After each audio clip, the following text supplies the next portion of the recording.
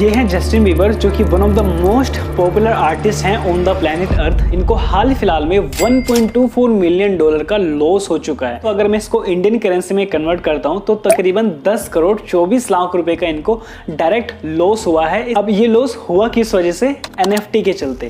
अब NFT होता क्या है? ये होता है दोस्तों नॉन फंजिबल टोकन, यानी कि NFT। अब दोस्तों नॉन फंजिबल टोकन एक डिजिटल एसेट की तरह काम करता है। सबसे पहले दोस्तों मैं आपको बताता हूं कि इनको लॉस किस वजह से हुआ है। दरअसल दोस्तों पिछले साल 2022 में जनवरी के महीने में इन्होंने 1.4 मिलियन डॉलर्स दे करके एक बोर्ड एप मंकी अपने नाम रजिस्टर कराया था, जो कि एक डिजिटल एसेट था। ये सोच करके कि उसकी जो फ्यूचर में ग्रोथ और ज़्यादा बढ़ेगी और जैसे इसकी प्राइस बढ़ेगी मुझे वहाँ से बेच करके पैसे मिल जाएंगे। लेकिन हुआ ठीक इसका उल्टा। अभी तक इसकी जो कीमतें हैं सिर्फ और सिर्फ $60,000 ही रह चुकी हैं, यानी कि डायरेक्ट इनको लॉस हो चुका है तकरीबन 10 करोड़ 24 लाख रुपए का सिर्फ सिंगल एक साल। अगर दोस्तों NFT की बात कर रहे हैं तो सबसे पहले मैं आपको बता देता हूं कि NFT होता क्या है। फॉर एग्जाम्पल मेरे पास में एक वाटर बोतल है। अब इसी तरीके की सेम मॉडल की बोतल काफ़ी सारे लोगों के पास होगी, लेकिन अगर मैं इसके ऊपर अपना नाम लिख देता हूँ, आकाश कुमार लिख देता हूँ, या फिर अपने चैनल का ब्रांड इस पे लगा देता हूँ जो कि है AK TV Bro, तो ये दोस्तों एक यूनिक पीस ऑफ आर्ट बन जाएगा जो कि होगा सिर्फ और सिर्फ AK TV Bro का। और इसका जो ऑथराइज होगा, यानी कि मैं होऊंगा इसका मालिक, इसका ओनरशिप मेरे पास रहेगी। अब मैं चाहूँ तो इसको मिलियन डॉलर्स में बेच सकता हूँ, मैं चाहूँ तो उसको ऐसा का ऐसे ही रख सकता हूँ। अब दोस्तों इसी को ये एक यूनिक पीस ऑफ आर्ट हो गया। तो हर एक यूनिक पीस ऑफ आर्ट, चाहे वो आपका ऑडियो फॉर्मेट में हो, चाहे वो आपका वीडियो फॉर्मेट में हो, चाहे वो आपका एक पिक्चर फॉर्मेट में हो, किसी भी फॉर्मेट में हो, लेकिन वो एक डिजिटल होना चाहिए या फिर फिजिकल भी हो सकता है, वो एक आपका NFT हो जाता है। हमने सेकंड एग्जांपल लेके चलता हूँ। फॉर एग्जांपल मेरे पास में एक 100 का नोट है।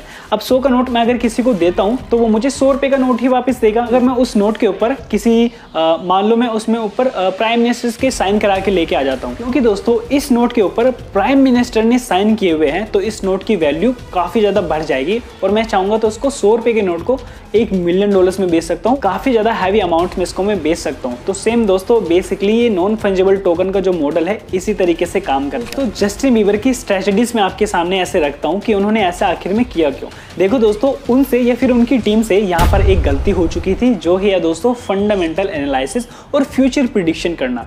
दोस्तों फ्यूचर प्रिडिक्शन करना तो बहुत ज़्यादा मुश्किल होता है, हम उसको नहीं कर सकते। फंडामेंटल एनालिसिस के ऊपर हम नज़र डालते हैं। तो फंडामेंटल्स के अनुसार दोस्तों अब पिछले साल NFT का जो क्रेज था काफ़ी ज़्यादा बढ़ रहा था। अब इसी के साथ साथ दोस्तों जब बढ़ रहा था तो इसमें काफ़ी ज़्यादा बिगेस्ट जो सेलिब्रिटीज़ हैं उन्होंने आकर के दोस्तों इसमें कदम रखा, जिसमें से one of the most artist हैं जस्टिन बीबर, स्नूप डॉग, और ऐसे काफ़ी सारे दोस्तों ऐसे आर्टिस्ट हैं, ऐसे काफ़ी सारे सेलिब्रिटीज़ हैं जिन्होंने इसमें इन्वेस्ट किया था, ये सोच करके कि आगे इसके जाकर के प्राइस बढ़ेगी और हमें अच्छा खासा यहाँ से मुनाफा देखने को मिल जाएगा। लेकिन इसका उल्टा हो रहा है। आजकल सारे के सारे NFT आजकल डाउन चल रहे हैं। अब क्योंकि दोस्तों जस्टिन बीबर ने जो बोर्ड एप मंकी रजिस्टर कराया था वो काफ़ी सारे लोगों के पास था, यानी कि उसी से मिलता जुलता या फिर सेम उसी की तरह काफ़ी सारे ऐसे लोगों के पास था, जिसकी वजह से दोस्तों ये इतना ज़्यादा लोगों के बीच में पॉपुलर नहीं हो पाया, जिस वजह से दोस्तों इसकी कीमतें घट गई और इस वजह से उनको एक फंडामेंटली लॉस यहाँ पे झेलना पड़ा।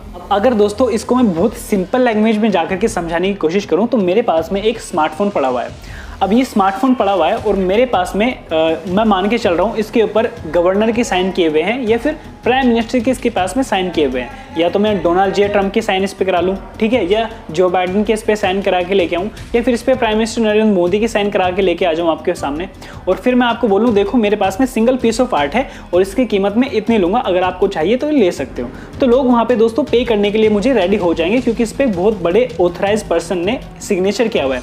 अब एक मॉडल है मेरे पास में, इमेजिन करो इसी के साथ साथ मेरे पास में इसी के जैसे गवर्नर के साइन किए हुए 50 मॉडल आ जाए, तो क्या इस मॉडल की कीमत रहेगी?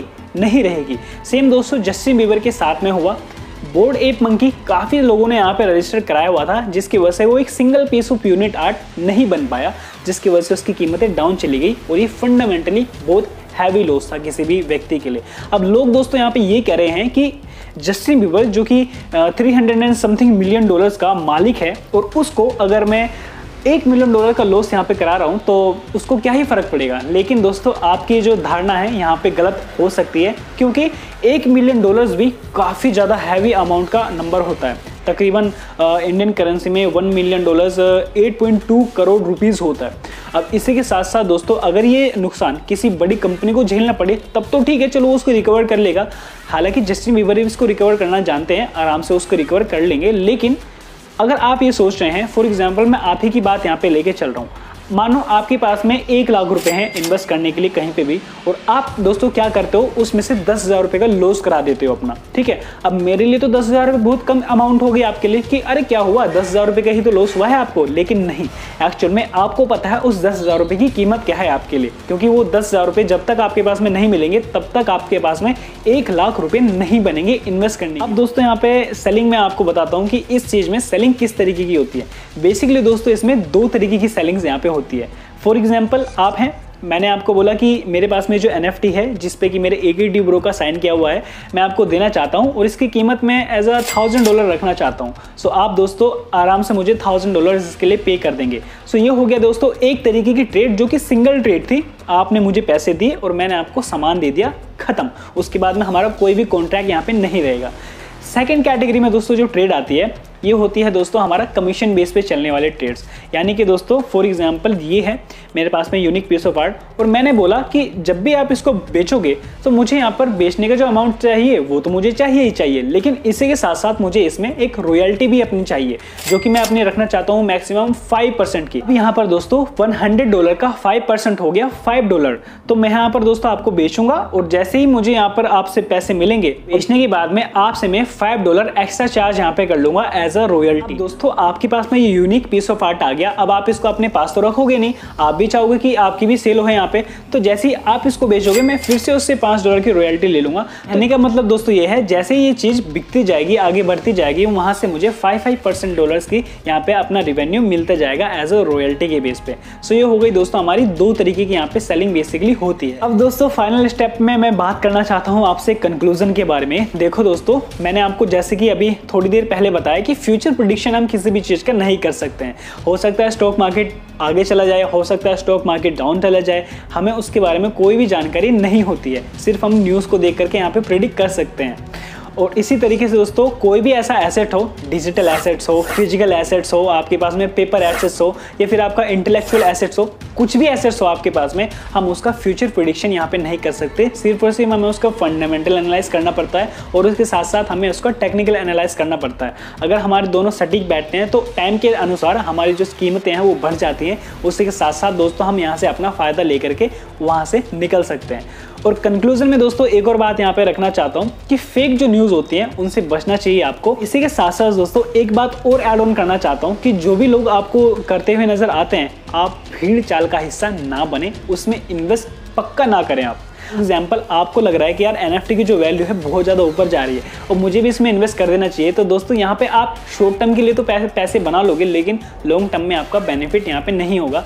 जैसे कि दोस्तों हमें बिटकॉइन के केस में देखने को मिला था जब इलोन मस्क ने बिटकॉइन को लेकर के काफ़ी ज़्यादा ट्वीट्स यहाँ पे किए थे और बिटकॉइन की एक्चुअल में बहुत तेज़ी से प्राइस बढ़ चुकी थी। लेकिन जैसे ही उन्होंने ये अनाउंसमेंट किया कि अब से हम टेस्ला में कोई भी ऐसी बिटकॉइन की ट्रेड नहीं करेंगे, तो वहाँ से दोस्तों उसकी जो प्राइस है वो डाउन लेवल पे आना स्टार्ट हुई। अब हमें दोस्तों ये पता चल रहा है कि ये जो बड़े बड़े सेलिब्रिटीज़ होते हैं, जो मीडिया इन्फ्लुएंसर्स होते हैं, ये अपने फ़ायदे के लिए या जो पॉलिटिशियंस होते हैं अपने फ़ायदे के लिए प्राइस अप एंड डाउन करते हैं और साथ ही साथ लोगों का यहाँ पे नुकसान करा देते हैं। अरे बाप रे, ये तो धोती खोल रहा है। किसी भी ऐसी इन्वेस्टमेंट में सबसे पहले जाने से पहले आप AKT ब्रो चैनल को सब्सक्राइब जरूर से करें और जो भी मैं आपको बोलता हूँ कहीं ना कहीं वो भी बात दोस्तों मेरी सच निकल जाती है। मैंने बोला था आपको एक वीडियो में कि शेयर मार्केट अभी डाउन जाएगा। अभी तो आपको लग रहा होगा कि नहीं यार निफ्टी 50 तो ऊपर जा रहा है, नहीं यार सेंसेक्स तो ऊपर जा रहा है, लेकिन आप थोड़ी सी दिन और वेट करो और आपको फिर पता चल जाएगा कि जो निफ्टी 50 है वो डाउन जाएगा या फिर नहीं जाएगा। ठीक है, क्योंकि मैं आजकल ये देख रहा हूँ दोस्तों, ये ऑब्जर्व कर रहा हूँ कि जो निफ्टी 50 है या फिर जो सेंसेक्स है वो बहुत तेज़ी से ऊपर जा रहा है, क्योंकि या तो पॉलिटिक्स आ रही है, क्योंकि आपको पता है कि जब पॉलिटिक्स माहौल बनता है तो प्राइस बढ़ती है ना। इस सज्जन को क्या तकलीफ है भाई। तो मैं इसके एंड में आपको बात रखना चाहता हूँ यहाँ पे कि जो NFT है या फिर जो डिजिटल एसेट्स हैं वो काफ़ी ज़्यादा दोस्तों एज अ हैवी रिस्क वाले एसेट्स होते हैं। बेसिकली दोस्तों जो फ्यूचर करेंसीज हैं जैसे कि क्रिप्टो करेंसीज हो गई है ना, ये जो डिजिटल एसेट्स हो गए, उनमें आप अभी हाल फिलहाल में कम ही निवेश करें तो ठीक है, और अगर आप ज़्यादा करना चाहते होंगे तो दोस्तों आपकी मर्जी है। लेकिन यही दोस्तों कंक्लूजन था, यही वीडियो का एंड था कि आप चीज़ों को संभाल के चलेंगे यहाँ पे तो आपके लिए बेनिफिट देगा, और अगर आप ऐसे चलते रहेंगे तो आपको बेनिफिट नहीं देगा। अगर दोस्तों आपको ये वीडियो पसंद आई है तो प्लीज़ इस चैनल को सब्सक्राइब करो। मेरे 350 सब्सक्राइबर्स कंप्लीट हो चुके हैं यूट्यूब पर, तो प्लीज़ दोस्तों आप इस वीडियो को लाइक करो, चैनल को सब्सक्राइब करो, क्योंकि मुझे एज अ क्रिएटर मेरी यही एक गिफ्ट होती है जो कि आपकी तरफ से मुझे दी जाती है। सो आप इस चैनल को सब्सक्राइब करो, साथ ही साथ इस वीडियो को एक लाइक करो, और कैसी लगी दोस्तों ये वीडियो आप मुझे कमेंट करके जरूर से बताना। सो ये था दोस्तों कंप्लीट वीडियो NFT के ऊपर, और मैं मिलता हूँ आपसे बहुत ही जल्दी किसी नेक्स्ट वीडियो में अमेजिंग से टॉपिक के साथ में। तब तक दोस्तों आप अपना ख्याल रखें, देखते रहें AK Tech Bro YouTube channel. बहुत बहुत धन्यवाद।